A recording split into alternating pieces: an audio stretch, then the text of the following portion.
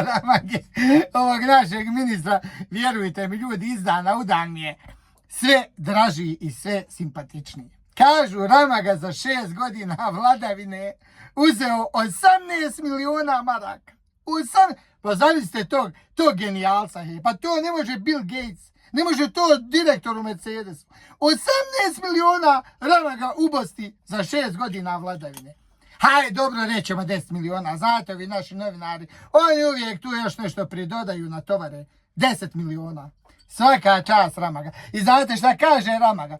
Kaže, Allah mu daje više nego što mu treba, hvala mu. Ko se zahvaljuje Bogu. Što je zaradio 18 miliona za 6 godina od kako je u politici. Bolan Ramaga nema s tim Allah s tim nema ništa.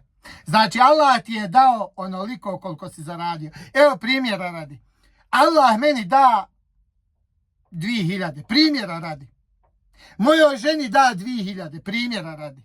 Ali ako ja u kući na kraju mjeseca imam 15.000, to meni nije Allah dao. Allah je meni dao to što sam zaradio. A sve drugo je došlo. To nije, a to je šeitan dao. Tu si ti ukrao. Za takve Allah propisao otkidanje ruke do iza lakta. Moj Ramaga. Zahvali se ti trojki koja te tu postavila da možeš hapat. Njima se ti zahvali i šeitanu.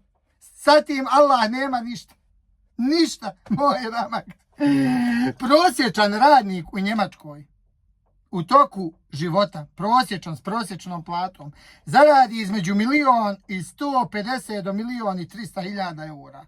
Znači, čitav život radiš od zore do mraka, zaradiš 1.200.000 eura, na primjer. A Ramaga i njegovi školovani sinovi, ovaj Z, za 6 godina 18 miliona ili 9 miliona eura. Mašala stvarno. Što bi naš narod rekao, Allah daje, ljudi ne vjeruju.